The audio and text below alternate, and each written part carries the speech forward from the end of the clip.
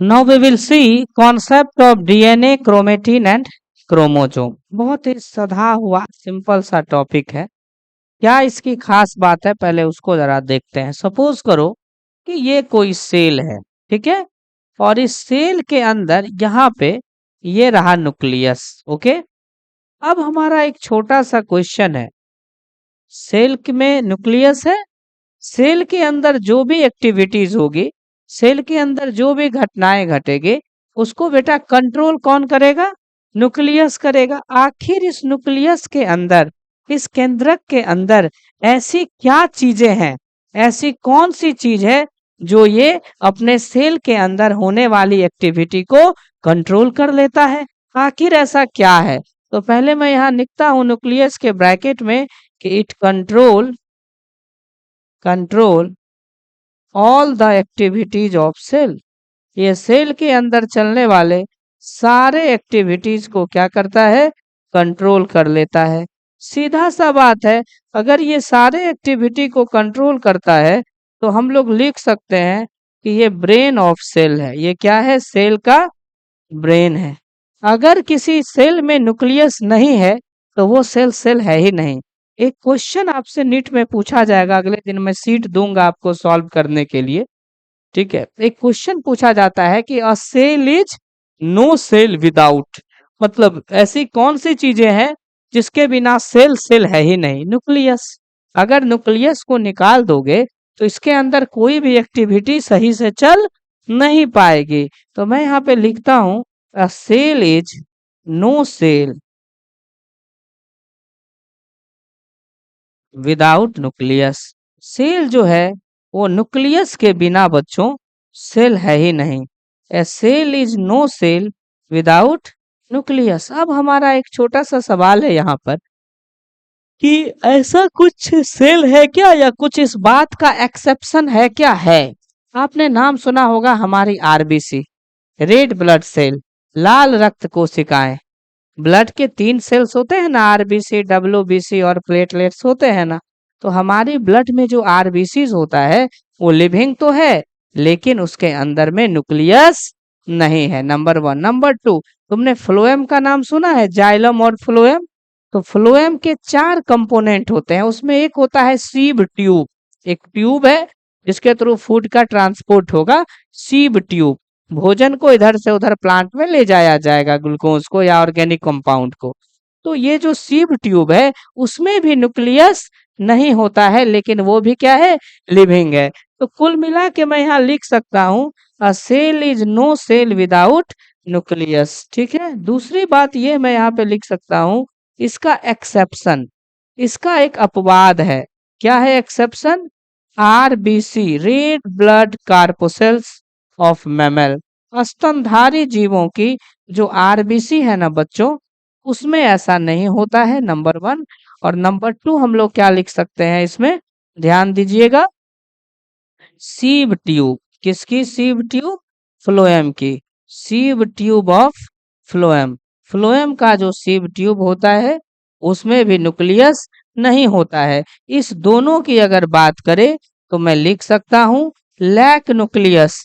इस दोनों में न्यूक्लियस नहीं होता है, लेकिन फिर भी ये दोनों सेल क्या है? लिविंग है, जिंदा है। क्लियर है? तो इस दोनों सेल को अगर छोड़ दिया जाए तो जितने भी सेल हैं, अगर उसमें न्यूक्लियस को निकाल लोगे तो कहानी खत्म हो गई। बिना न्यूक्लियस के काम नहीं होगा, सेल अपना काम नहीं कर पाएगा, सेल रहेगा ही नहीं, मर जाएगा, सेल की एक्टिविटीज नहीं होगी। डन। अब आखिर न्यूक्लियस में सर ऐसा क्या है? बड़ी बेहतरीन चीज है। देखो जरा न्यूक्लियस के अंदर में क्या रहता है। Inside nucleus, inside nucleus, nucleus के अंदर क्या रहता है?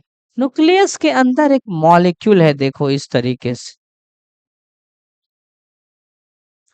जैसे प्रोटीन एक मॉलिक्यूल है, जैसे कार्बोहाइड्रेट एक मॉलिक्यूल है, उसी तरह से एक मॉलिक्यूल है जिसका नाम है डीएनए। क्या नाम है? डीएनए। इसका फुल फॉर्म होता है डीऑक्सी राइबोज न्यूक्लिक एसिड। चूंकि ये एसिडिक नेचर का है तो एसिड हो गया, न्यूक्लियस के अंदर है तो न्यूक्लिक हो गया। और इसमें जो सुगर होते हैं वो 5 कार्बन वाले सुगर होते हैं, उसका नाम होता है डीऑक्सी राइबोज। आगे हम लोग पढ़ेंगे, फिलहाल इसका बस हमें फुल फॉर्म याद रखना है, क्या? Deoxy ribose nucleic acid. Deoxy ribose nucleic acid. Okay, ये जो डीएनए है ये जेनेटिक मटेरियल है। डीएनए क्या है? जेनेटिक मटेरियल है इन मोस्ट ऑर्गेनिज्म। अधिकतर ऑर्गेनिज्म में जेनेटिक मटेरियल कौन है? डीएनए है। ठीक है, अब क्या है जेनेटिक मटेरियल? ये जो डीएनए तुम देख पा रहे हो, इस डीएनए के पास इंफॉर्मेशंस होती हैं, सूचनाएं होती है। इस डीएनए के पास बहुत सारे कोड्स होते हैं, उस कोड में बहुत सारी इंफॉर्मेशन होती है। सारी एक्टिविटीज को कंट्रोल करने के लिए अलग अलग इंफॉर्मेशंस होती है, इसमें अलग अलग कोडिंग होती है। क्लियर है? तो हम लिख सकते हैं कि इट हैज इंफॉर्मेशन, इसके पास सूचनाएं होती है।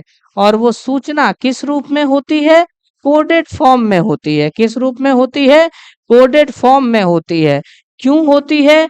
टू कंट्रोल वेरियस कैरेक्टर, अलग अलग कैरेक्टर को कंट्रोल करने के लिए इसमें क्या होता है? इंफॉर्मेशन होता है, इसमें सूचनाएं होती है। और उसी से सारी की सारी चीजें क्या होती है? कंट्रोल होती है। इसीलिए डीएनए को हमने क्या कहा? Genetic material. अधिकतर जीव के न्यूक्लियस में यही डीएनए होता है और इसी के पास इंफॉर्मेशन होती है, कोडेड फॉर्म में कोडिंग होती है, जिस कोडिंग से सारे कैरेक्टर्स कंट्रोल होते हैं। सपोज करो हम अगर पैदा लिए तो हमारी जिंदगी की शुरुआत एक जायगोट से हुई है। पापा का स्पर्म और माँ का ओवम दोनों मिला है। तो पापा का जो स्पर्म है, माँ का जो, उसमें पापा की डीएनए और मम्मा के ओवम में माँ का डीएनए दोनों मिला। इसीलिए हमारे कुछ कैरेक्टर पापा से मिले, कुछ कैरेक्टर माँ से मिले। इस दौरान थोड़ा बहुत अलग जनरेशन, अलग कॉम्बिनेशन भी बनता है, इसीलिए कुछ नए कैरेक्टरिस्टिक भी चले आते हैं। ये सब जेनेटिक्स में हम लोग आगे देखेंगे। फिलहाल स्टोरी इतनी सी है कि न्यूक्लियस हमारे सारे एक्टिविटीज को कंट्रोल करता है। दुनिया में ऐसा कोई सेल है नहीं जो न्यूक्लियस के बिना जिंदा है। इसमें 2 एक्सेप्शन याद रखेंगे, मैमल की आरबीसी, स्तनधारी जीव की आरबीसी और फ्लोएम की सीव ट्यूब। इसमें न्यूक्लियस नहीं है, केंद्रक नहीं है, फिर भी ये सेल जिंदा है। डीएनए जो है जेनेटिक मटेरियल होता है मोस्ट ऑर्गेनिज्म में, इसके पास कोडिंग होती है, सूचनाएं होती है, जिससे कि सारे कैरेक्टर को कंट्रोल किया जाता है। आगे की कहानी देखो, थोड़ा सा तुम्हें दिलचस्प लगेगा। ये देखो,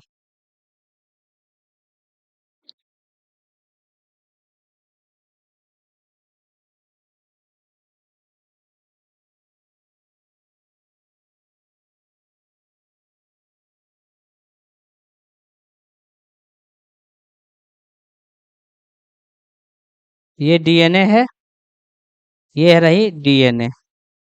ठीक है, ये डीएनए जो है ना लंबा होता है, लॉन्ग थ्रेड लाइक मॉलिक्यूल होता है। ध्यान से समझना, लंबा होता है और धागे के जैसा ये मॉलिक्यूल होता है।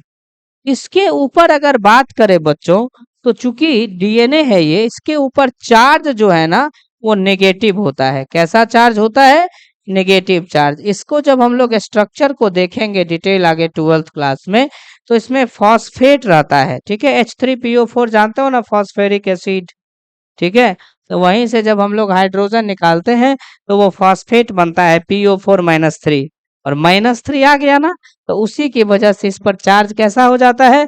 नेगेटिव। तो फिलहाल याद रखना, डीएनए के ऊपर कैसा चार्ज है? नेगेटिव चार्ज है। और डीएनए ना बहुत लंबा होता है, काफी लंबा होता है। एग्जाम्पल के लिए अगर हम बात करेंगे तो ह्यूमन में हम लोगों की जो सेल होती है, हमारे एक सेल में 2.2 मीटर लंबी डीएनए होती है। हमारे एक सेल में कितनी मीटर लंबी डीएनए होती है? 2.2 मीटर लंबी डीएनए हमारे एक सेल में होती है। क्लियर है? अब सोचो ना कि इतना लंबा डीएनए है 2.2 मीटर, और इस डीएनए को एडजस्ट कहाँ पर करना है हमें? न्यूक्लियस में एडजस्ट करना है। ये रही न्यूक्लियस। अब ये जो न्यूक्लियस है बेटा, इसका डायमीटर होता है 10⁻⁻6 मीटर। तो तुम्हारा दिमाग काम कर रहा है कि 2.2 मीटर लंबी चीज को इस 10⁻⁻6 मीटर वाले न्यूक्लियस में एडजस्ट करना है। तो क्या ये आसान काम है? बिल्कुल नहीं। अगर आपसे बात की जाए कि भैया एक 10 किलोमीटर लंबा तार है, उसको इस कमरे में रखो, तो बड़ा टफ काम है।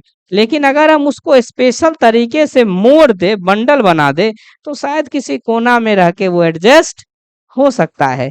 ठीक उसी तरीके से इतना लंबा डीएनए को एडजस्ट करने के लिए न्यूक्लियस के अंदर हमें जरूरत पड़ती है डीएनए को खास तरीके से पैक करने के लिए। डीएनए को स्पेशल तरीके से पैकिंग करने की जरूरत पड़ती है। तो क्या लिखेंगे हम यहाँ पर? To adjust such a long molecule in very small space that is nucleus, there is need of special packaging. किस चीज की जरूरत पड़ती है? there is need of special packaging, एक खास तरह की पैकेजिंग की जरूरत पड़ती है। हम डीएनए को क्या किया जाता है? एक खास तरीके से पैक कर दिया जाता है, और एक खास तरीके से पैक करने के बाद तब जो है भाई साहब ये डीएनए इसके अंदर एडजस्ट हो जाता है। अब हमें ये देखना है कि इस डीएनए की पैकेजिंग हम लोग करते कैसे हैं। ठीक है, इतना देख लो, वो भी बहुत ही सिंपल सा मामला है। देखो, ये रही तुम्हारी डीएनए, ये रही तुम्हारी डीएनए। बताओ डीएनए के ऊपर चार्ज कैसा? नेगेटिव की पॉजिटिव? यस, इस पर नेगेटिव चार्ज है। अब इस नेगेटिव चार्ज को बांधना है, हमें पैक करना है। तो तुम बताओ नेगेटिव को बांधने के लिए कैसा प्रोटीन लाओगे? पॉजिटिव लाओगे कि नेगेटिव ही ले आओगे?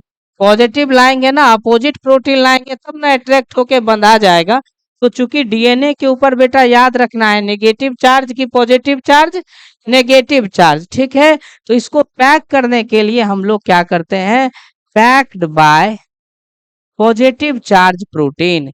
इसको हम लोग पॉजिटिव चार्ज वाले प्रोटीन की मदद से क्या करते हैं? पैक करते हैं।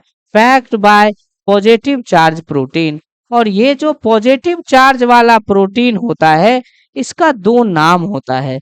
अगर इस डीएनए की पैकेजिंग प्रोकैरियोटिक सेल में हो रही है, बैक्टीरिया में हो रही है, तब हम लोग जिस प्रोटीन से इसको बांधते हैं उसका नाम होता है पॉलीएमाइंस। और अगर इसकी पैकेजिंग यूकैरियोटिक सेल में हो रही है, अब जो नया बच्चा है उसको प्रोकैरियोटिक सेल यूकैरियोटिक सेल आ रहा है समझ में? पढ़े हो? क्या पढ़े हो जल्दी बताओ।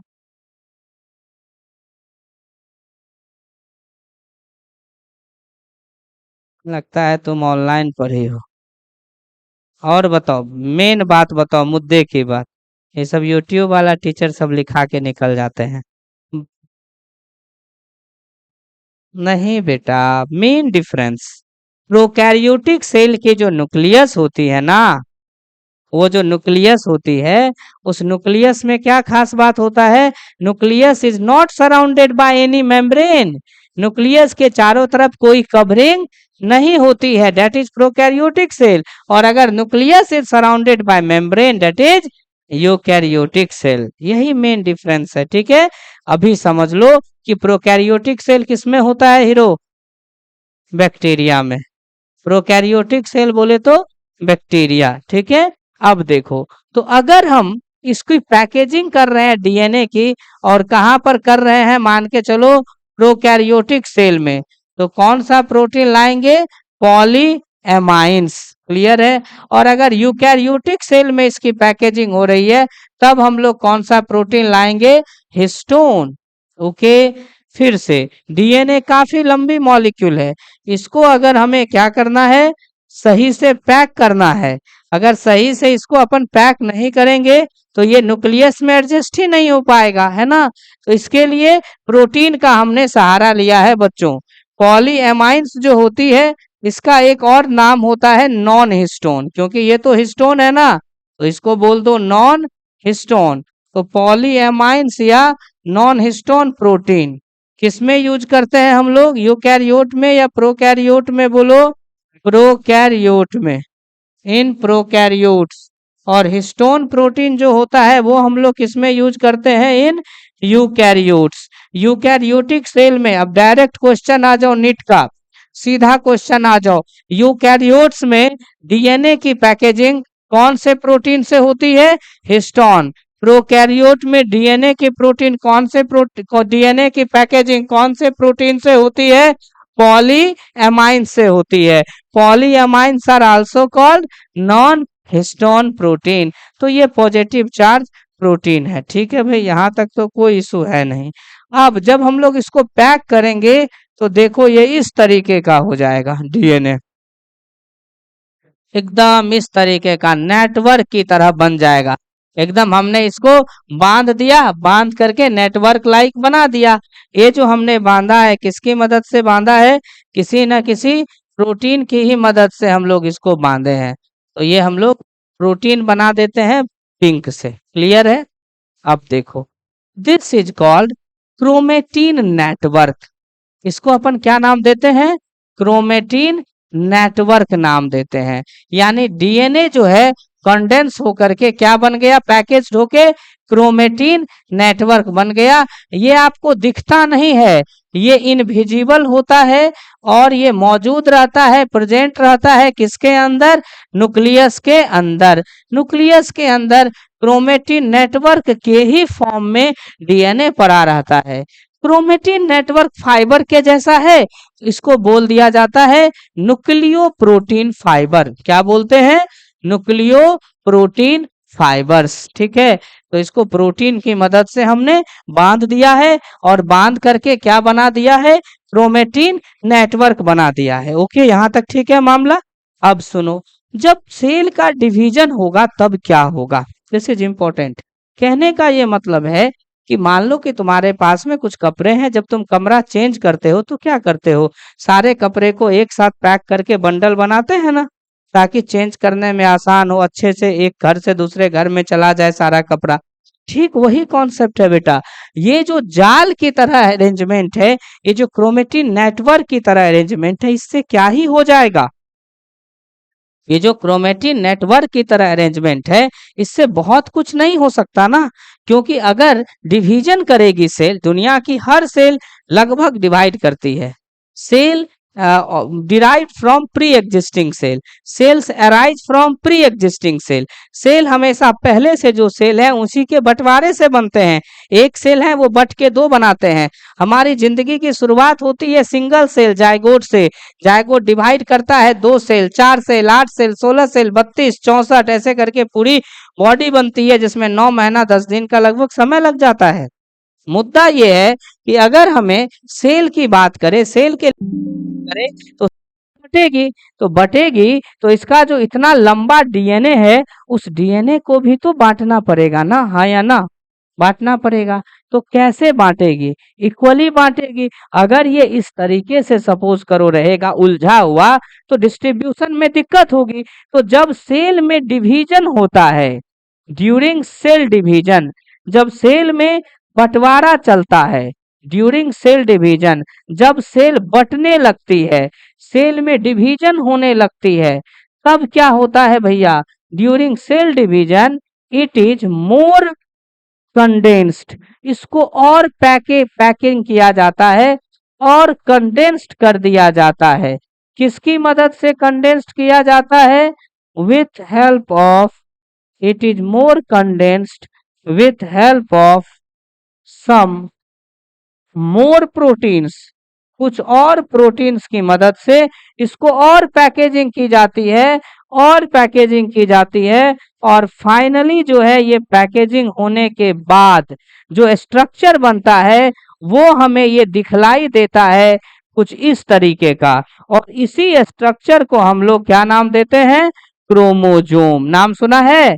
क्रोमोजोम। तो देखना ध्यान से, क्रोमोजोम ऐसी स्ट्रक्चर नहीं है जो हमारे सेल्स में रहती है, नहीं, क्रोमोजोम हमारे सेल में नहीं है। हमारे सेल के न्यूक्लियस में बेटा क्या है? डीएनए है ना, इसी के पास कोडिंग है, इंफॉर्मेशंस है कोडेड फॉर्म में, इसकी पैकेजिंग होती है। पैकेजिंग होने के बाद क्या बनता है ये बोलो ना? क्रोमेटिन नेटवर्क बनता है। यही हमारे सेल के सारे ऑर्गेनिज्म के सेल के न्यूक्लियस में रहता है। लेकिन कभी कभी जब सेल डिवाइड करता है, जब सेल ये फैसला लेता है कि मुझे डिवाइड करना है, तो इसका जो डीएनए है उसको बांटना होगा ना, तो सही तरीके से बांटे। इसके लिए अब ड्यूरिंग सेल डिवीजन, कोशिका विभाजन के दौरान और प्रोटीन की मदद से इसको पैक कर दिया जाता है, इसकी पैकिंग कर दी जाती है और पैकिंग करके तब ये इस तरीके का एक स्ट्रक्चर बनता है, जिस स्ट्रक्चर को हम लोग क्या नाम दे देते हैं? क्रोमोजोम नाम दे देते हैं। और इसी क्रोमोजोम पर देखो ये डीएनए पड़ा हुआ रहता है। तो ये बन गया हमारा क्या? क्रोमोजोम। क्रोमोजोम हमें दिखलाई कब देगा? जब सेल में बंटवारा होगा। अब इस तरह से क्रोमोजोम अरेंज हो गया, तुम्हारे पास जितने ज्यादा कपड़े रहेंगे उतना ज्यादा ना बंडल बनेगा।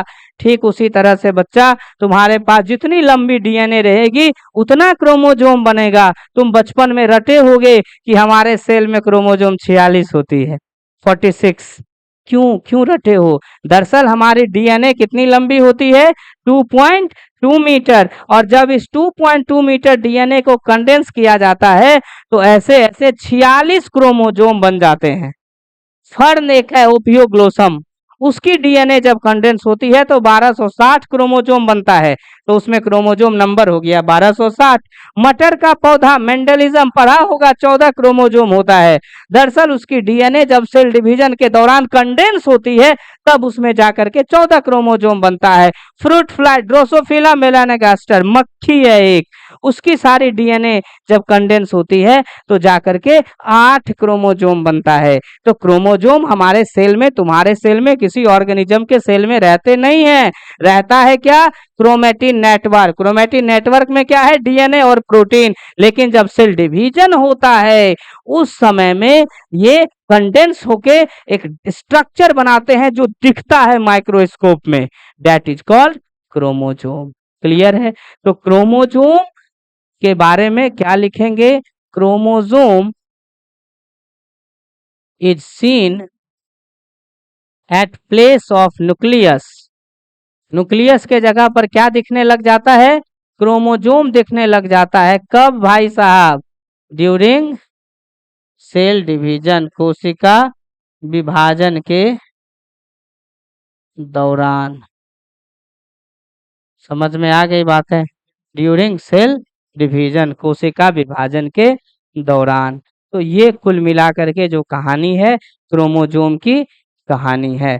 तो क्रोमोजोम क्या है? एक डेंस स्ट्रक्चर है, एक घना डेंस स्ट्रक्चर है जो कि विजिबल है, जो कि हमें दिखता है। That's all. समझ में आया कुछ कहानियां? तो ये है इस तरीके से आपका concept of DNA, chromosome and nucleus. Clear? तो चीज आपको समझना है। डन। इसके बाद अब हम लोग शुरू करेंगे स्ट्रक्चर ऑफ प्रोकैरियोटिक सेल। कौन कौन से क्वेश्चंस आपको दिमाग में रखने हैं, याद में रखना है? सबसे पहला brain of the cell nucleus है। ऐसे सेल का नाम बता दो जल्दी से जिसमें हमारा क्या है? न्यूक्लियस नहीं है लेकिन सेल जिंदा है। RBC of mammal and sieve tube of phloem cell. ठीक है, उतारो।